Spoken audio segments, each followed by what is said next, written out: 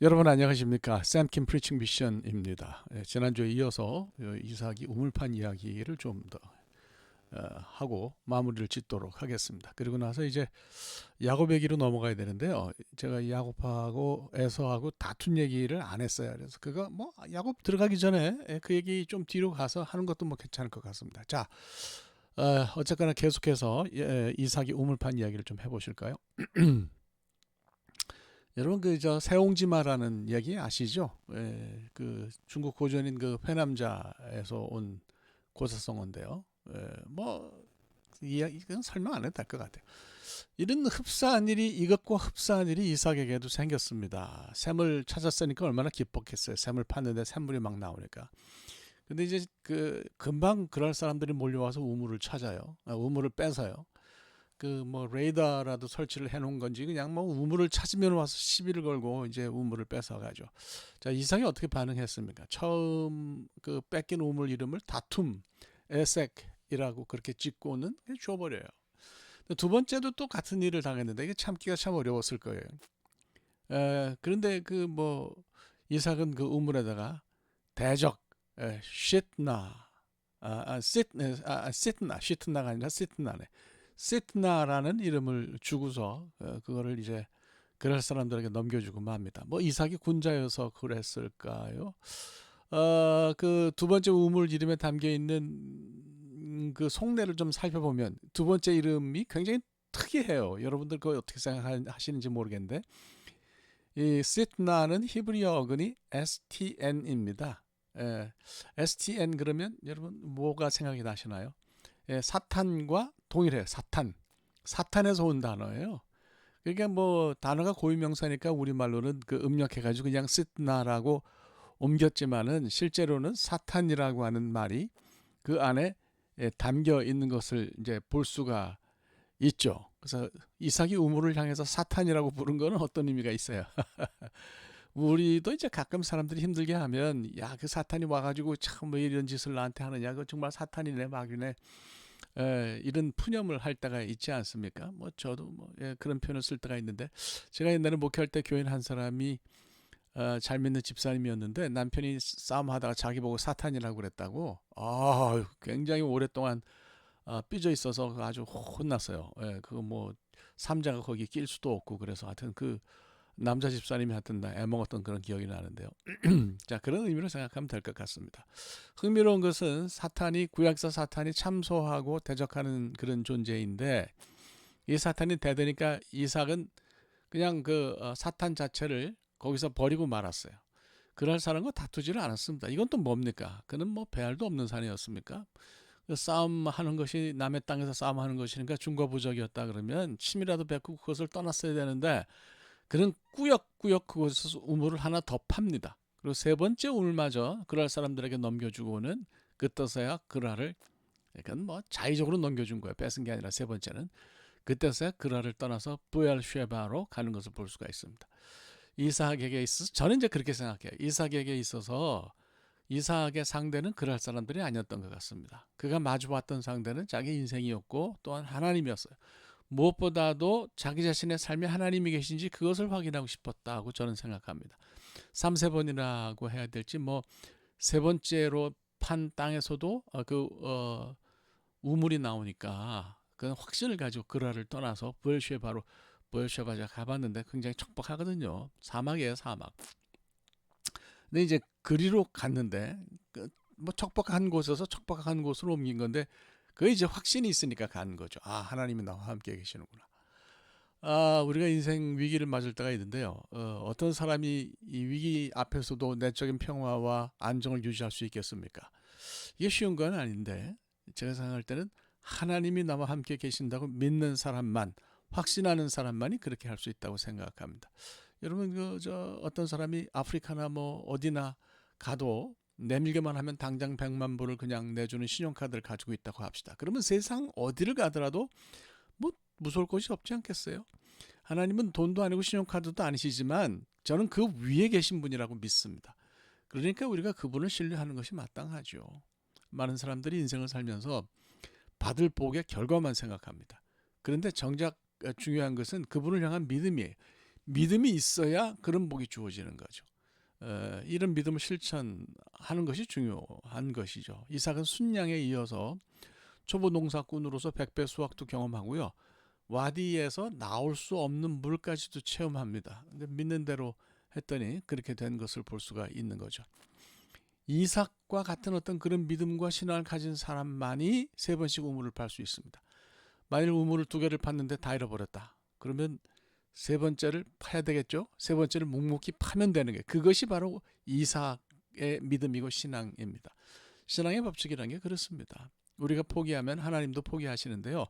사람이 끈질기게 하면 하나님도 끈질기게 하십니다. 세 번째 우물을 발견한 이삭은 이름을 넓은 곳, 번영의 장소라고 그런 뜻을 가진 르호봇으로 지었습니다. 예, 지금도 이 동네에는 르호봇이라는 곳이 있어요. 브엘셰바에서 남서쪽으로 한 19마일 정도 떨어진 곳에 있는데요. 오늘날에도 촌락이 형성되어 있고 사람도 살고 우물도 있습니다. 그러면 질문을 한번 던져볼 필요가 있는 거죠. 과연 이삭의 한 말대로 르호봇이라는 이름처럼 이삭이 세 번째 우물과 더불어서 그곳에서 번성했습니까? 본문 22절과 23절의 행간을 잘 읽어보면요. 앞서서 간략하게 언급했듯이 세 번째 우물도 넘겨줬다는 사실을 쉽게 알 수 있어요. 제가 볼 땐 자의적으로 넘겨준 거지만 두 개 뺏은 놈들이 세 개는 안 뺏겠습니까? 하여튼 어쨌거나 그 우물을 그럴 사람들에게 넘겨줬어요. 따져보면 르호봇이라는 장소는 넓어봤자 바디 안에 있는 거죠. 골짜기는 기본적으로 협소해요. 거기서 커져봐야 얼마나 커지겠습니까? 르호봇이라고 하는 곳은 이삭에게 있어서 일생을 거주해야 할 그런 평생의 거주지가 아니었습니다. 그 22절에서 말하는 이 땅은 결코 르호봇일 수 없는 거죠. 르호봇이라는 이름은 하나님 임재의 상징이었다. 저는 그렇게 생각하는 거죠. 그러니까 그가 꿈꿨던 것은 더 넓은 땅, 어쩌면 가나안 전체였던 것 같습니다. 이삭이 골짜기에서 판 것은 우물이 아니라 그는 거기서 하나님의 심장을 팠다고 저는 믿습니다. 그에게 언약을 지키겠다고 약속하시는 하나님의 마음을 파들어간 거죠. 그 결과로 이삭은 하나님의 마음을 얻었고 용기가 생겨서 브엘셰바로 거주지를 옮겼습니다. 하나님만 함께 계시면 기근이 뭔 문제겠느냐, 어디든 무슨 상관이냐. 성경은 브엘셰바에서도 그가 우물을 팠다고 말하지 않습니까? 거기서도 물이 나오니까 이삭은 동네 이름을 브엘셰바로 지었습니다. 브엘은 우물이란 뜻이고 쉐바는 일곱이니까 7개 우물이 있는 마른 땅의 아주 완벽한 오아시스를 상징하는 그런 이름이 아닌가, 이런 생각이 드네요. 이 소식을 들은지 어땠는지 그 블레셋의 왕인 그랄의 왕인 아비멜렉이 거기까지 찾아와서 그의 이제 그 아비멜렉이라는 건 이제 블레셋 사람들의 왕, 우리가 임금, 왕, 대통령 이렇게 부르잖아요. 그런 것이 개인적인 이름이 아니에요. 통치자의 별칭입니다. 통치자의 이름이에요.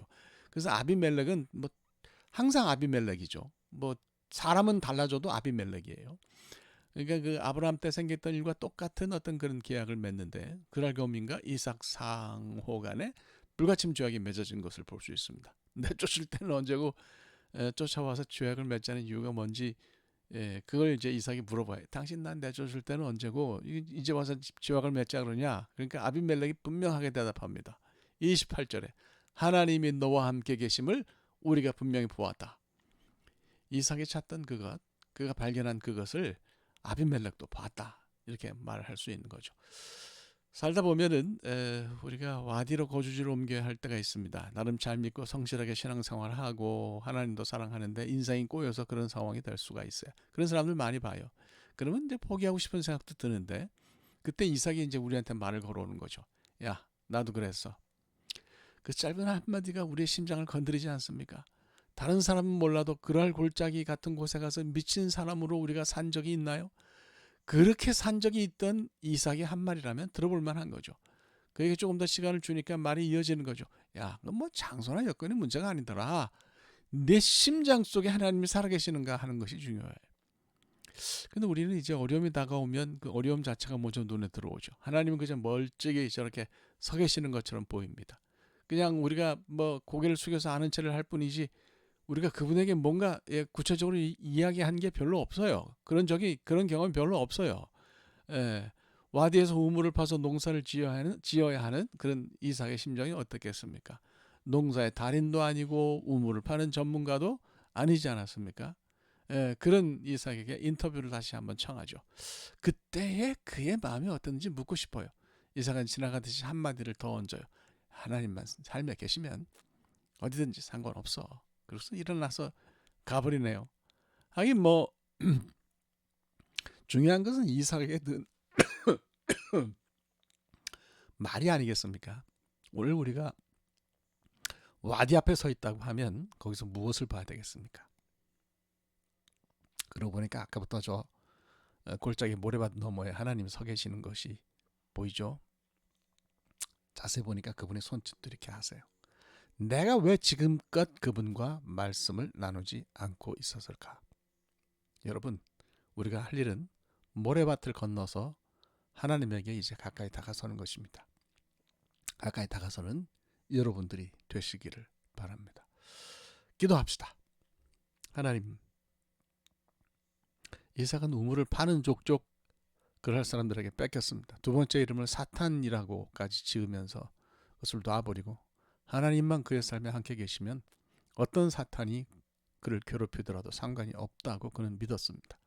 그리고 하나님이 그의 삶에 함께 계시는 것을 믿고 부엘쉐바 그 척박한 땅에 가서 다시 우물을 파는 것을 오늘 저희들이 보았습니다. 하나님, 와디 앞에 서 있을 때 하나님의 역사와 하나님을 믿게 하여 주시옵소서. 예수 그리스도의 이름으로 기도합니다. 아멘. 네, 오늘 뭐 여기까지 하면 될 것 같아요. 감사하고요. 마지막에 기침이 좀 났는데 미안합니다. 용서하시고 이해하시기 바랍니다. 오늘 여기까지 하겠습니다. 고맙습니다.